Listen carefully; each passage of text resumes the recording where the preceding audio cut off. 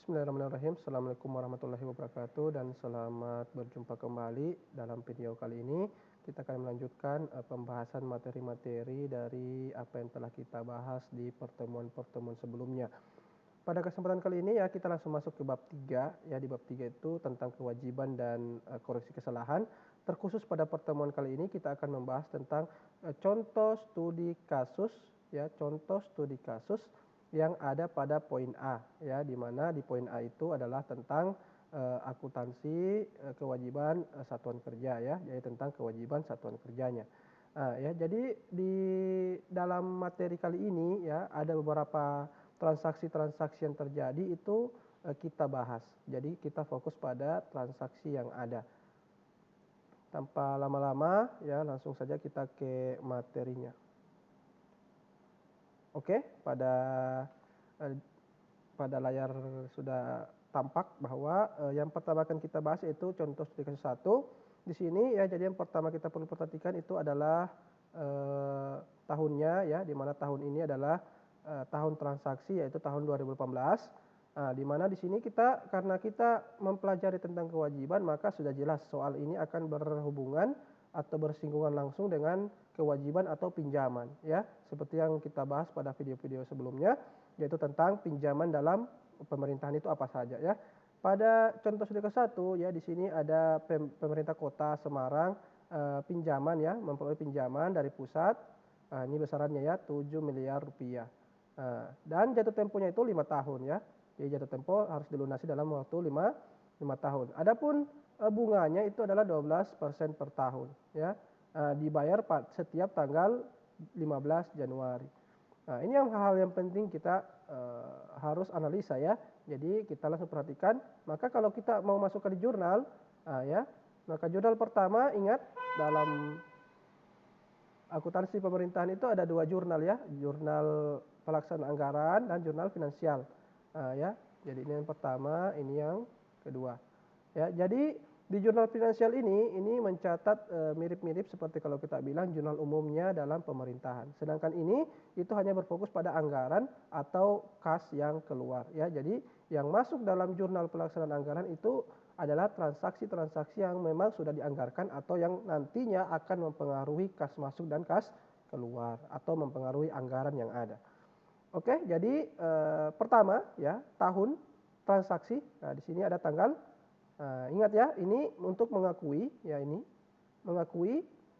transaksi ini hanya untuk diakui ya adanya utang bunga ya. Jadi pada kesempatan kali ini itu kita hanya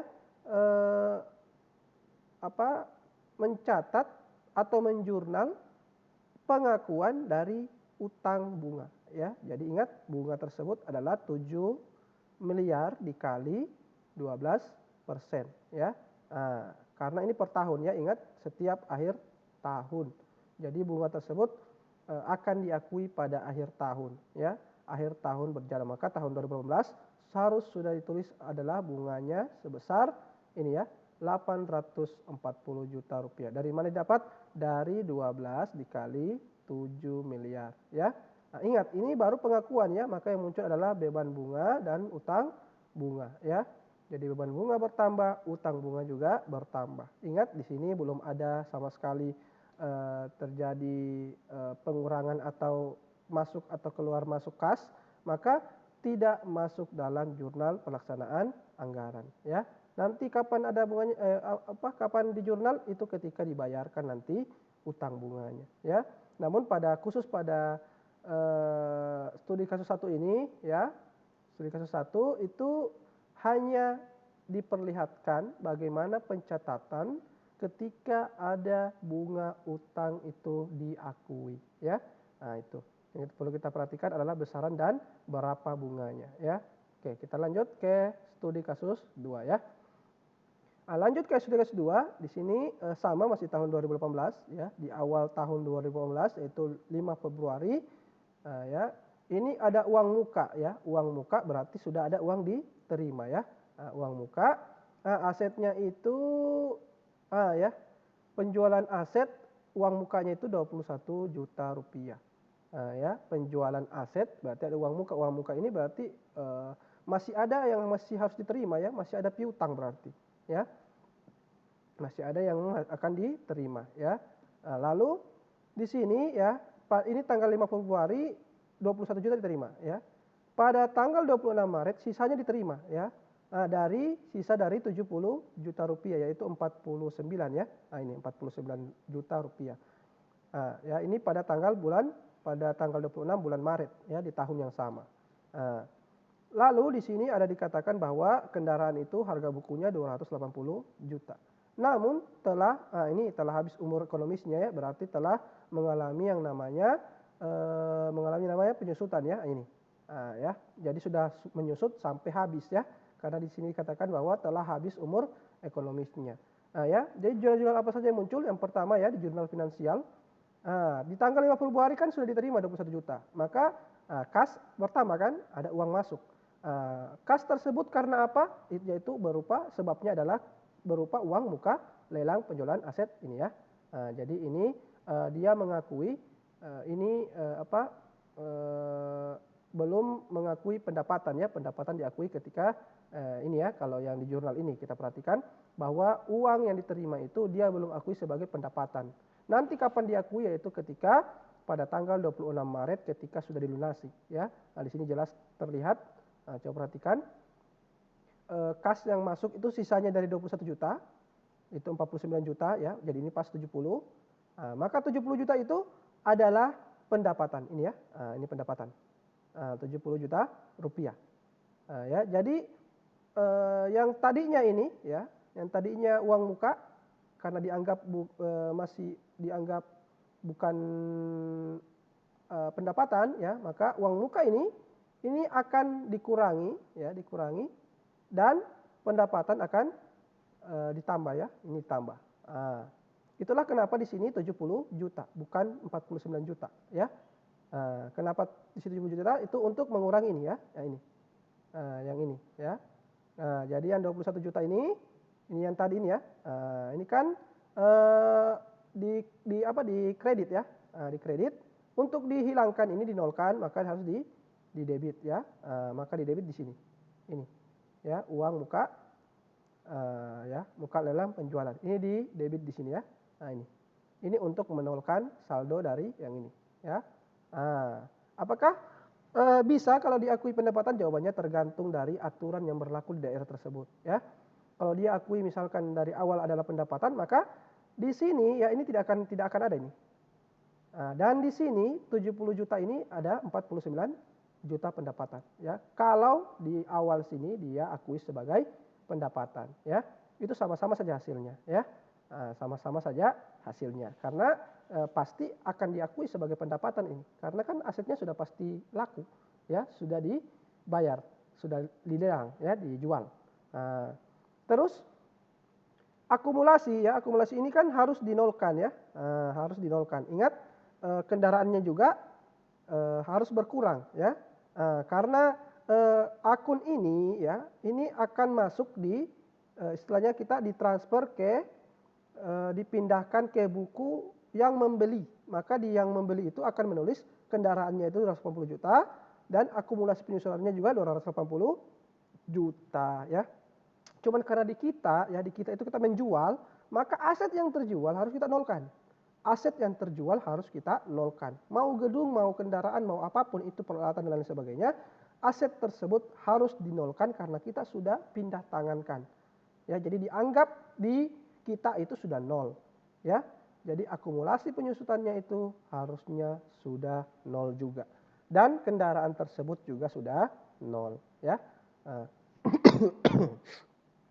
Oke, kita lanjut. Terus sebelum kita lanjut akan muncul pertanyaan. Kan tadi di transaksi pertama ada jurnal lain dalam pemerintahan, yaitu jurnal realisasi anggaran atau jurnal pelaksanaan anggaran. Itu kalau kita dari analisis tadi di atas ya, ada tidak kas yang masuk atau berubah?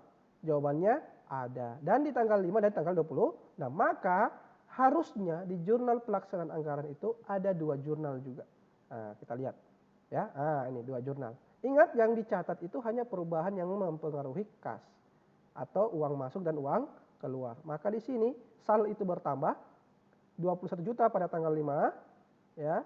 Dan apa sebabnya bertambah? Itu adalah pendapatan. Begitupun di tanggal 26, sal bertambah. Atas apa itu bertambah? Atas pendapatan, ya. Jadi sama. Jadi totalnya tetap 70 juta rupiah ada uang masuk menambah dari saldo anggaran lebih, ya. Nah, itu. Kita lanjut ya ke contoh studi kasus 3. Ya. Jika ada yang kurang jelas boleh bertanya di kolom komentar atau WA saya ya. Karena jangan sampai terlalu cepat atau ada yang mungkin keliru atau mungkin kurang jelas di pendengaran kalian, boleh ditanyakan. Oke, kita lanjut ke contoh studi kasus 3. Nah, di sini ya, ini bulan Juni 2018, masih Pemkop Semarang ya, kayak yang contoh studi kasus 1 tadi. Ini ada utang ya, jadi dia mendapatkan utang jangka panjang sebesar 70 triliun ya, 70 triliun ya, 70 triliun ya. Ini jangka waktunya 5 tahun ya. Syarat pembayarannya itu setiap tanggal 10 Juni ya. Jadi dibayar setiap tanggal 10 Juni ya. Utang 70 triliun tersebut ya dibayar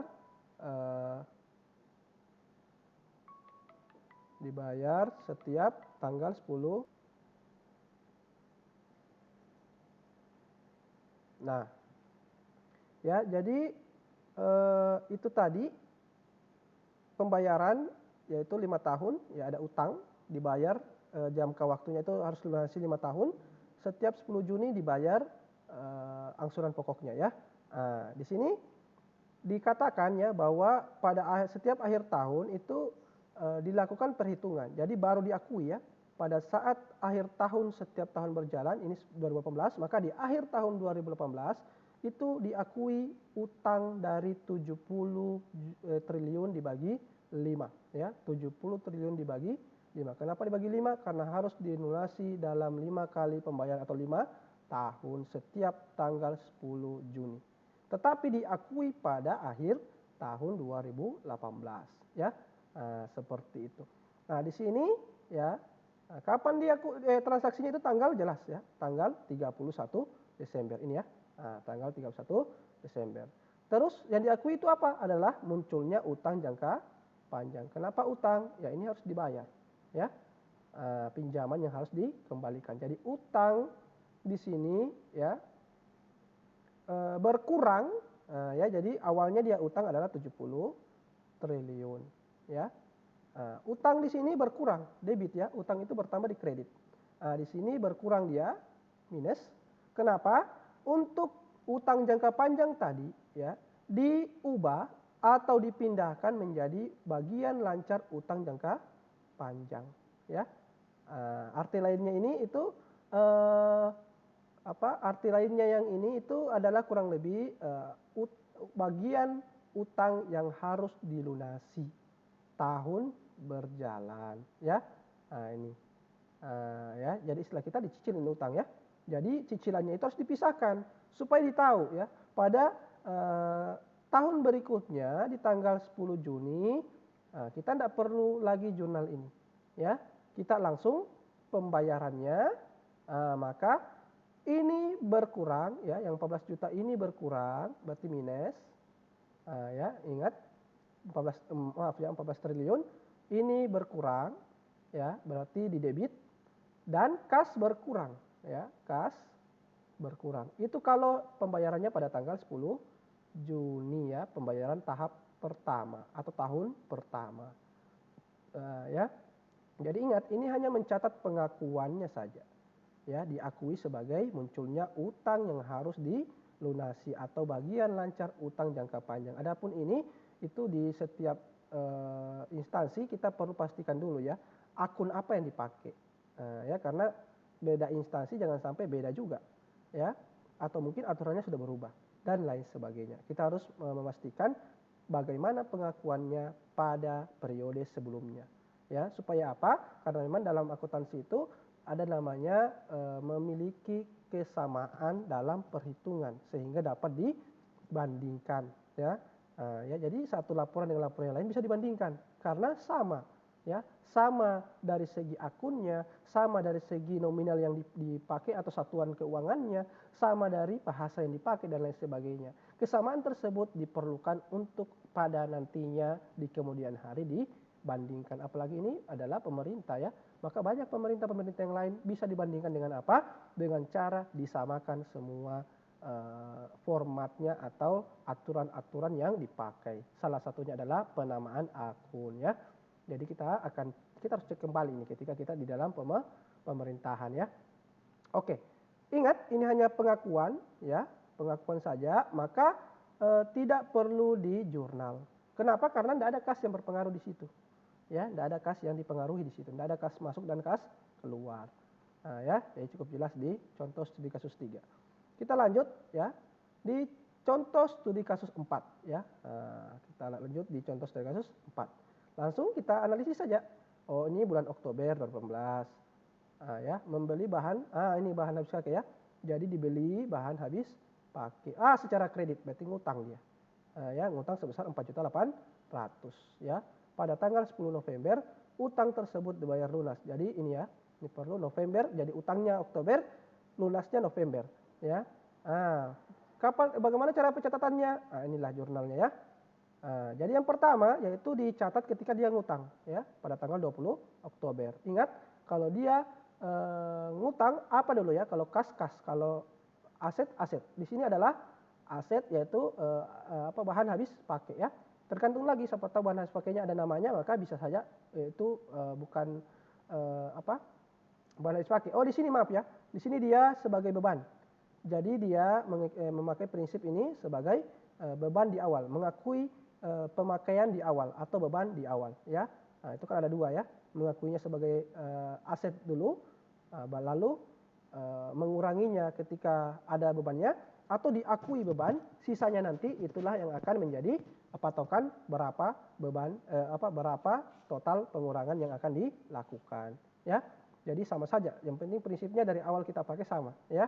Jadi kalau mau pakai sebagai beban oke, sebagai aktiva juga oke ya, tidak masalah. Yang penting cara perhitungan dan apa yang kita lakukan itu dari awal kita pakai maka sampai terakhir itu yang kita pakai supaya terjadi yang namanya kesamaan. Lalu ini dibeli secara kredit, maka utang bertambah ya, utang bertambah. Ini utang ya sebesar 4.800.000. Lalu dilunasi pada tanggal 10 November ya. Nah, ini 10 November, maka ini kita perhatikan 10 November, utang berkurang, lalu kas berkurang ya, utang berkurang, kas berkurang. Karena utang tersebut dilunasi ya. Oke. Jadi kapan ini berubah? Ketika nanti pada akhir periode penyesuaian ya. Ada nanti namanya jurnal penyesuaian. Disitulah disesuaikan kalau bahan habis pakai masih ada sisa, ya, maka hal tersebut akan mengurangi beban ini ya. Tapi kalau tidak ada sisa maka tetap seperti ini. Ya, itu. Lalu seperti tadi ya, ketika utang diakui ya, transaksi utang tersebut tidak merubah kas sama sekali, maka tidak di jurnal ya. Lalu pada tanggal 10 November ada bayar utang, maka ingat ya, kalau tadi sal bertambah di debit, maka berkurang di kredit ya, ini berkurang. Berkurangnya karena apa? Karena belanja. Ini ditulis ya. Maka berkurang karena apa? Belanja. Oh ya, kalau tadi kan bertambah karena pendapatan. Ini terbalik ya, berkurang di kredit ya, dan debitnya itu sebabnya karena apa? Ya, belanja misalkan kendaraan dan lain sebagainya itu bisa ya, belanja. Ya ingat ini belanja ini biasa kalau di bisnis itu bisa jadi biaya ya. Kita bisa tapi di dalam pemerintah itu lebih dikenal dengan belanja ya, karena belanja dan pendapatan kadang-kadang ya. Oke, kita masuk ke contoh studi kasus 5 ya. Contoh studi kasus 5. Ini contoh studi kasus yang terakhir ya. Ini yang terakhir, yang kelima. Di sini ya, ingat beban-beban berarti ada biaya-biaya di sini ya, atau beban-beban belanja-belanja pemerintah. Di sini belum dibayarkan ya, belum dibayarkan berarti ngutang. Ya berarti ngutang ya, ada utang sebesar ini 1.500.000 ditambah 11 juta berarti 12.500.000 ya. 12.500.000. Ingat karena ini adalah utang maka ini bebannya Lalu sebabnya apa? Nah, ini ya, di sini sebut kewajiban lancar lainnya ya. Ini masih berhubungan dengan beban ya. Karena ini dia kredit, ini debit. Ya. Sampai sini kalau ada yang mau ditanyakan silakan ya, tidak masalah, silakan di kolom komentar dan lain sebagainya, atau mungkin ada saran dan mungkin ada arahan lain yang menurut kalian perlu untuk saya masukkan, silakan ya. Jangan sampai apa yang saya lakukan ini itu memang masih banyak kekurangan ya. Jadi saya butuh masukan dari kalian yang belajar bersama di dalam pembelajaran ini. Ya, jadi ingat ya, tadi ya, ini karena masih utang, berarti harusnya di jurnal realisasi anggaran atau pelaksanaan anggaran ya, RA atau pelaksanaan anggaran, PA ya. Jadi itu tidak di jurnal ya, tidak di jurnal. Kenapa tidak di jurnal? Ya karena itu tadi. Ya, ini baru diakui sebagai utang. Kalau dia bayar, baru masuk dalam jurnal realisasi anggaran ya. Jadi ini yang perlu kita sering-sering latih dan sering-sering perhatikan bahwa dalam jurnal itu ya, jurnal realisasi anggaran itu ketika ada yang mempengaruhi kas, ada uang masuk atau uang keluar ya, ada transaksi masuk atau transaksi keluar, ada belanja yang menyebabkan uang keluar. Jadi bukan sistem utang ya. Jadi kalau masih dalam bentuk pengakuan utang itu belum masuk dalam realisasi anggaran. Tetapi di jurnal finansial dia harus dicatat ya. Seperti tadi kasus-kasus tadi yang kita dapati dari contoh studi kasus 1, 2, 3 sampai 5 ya.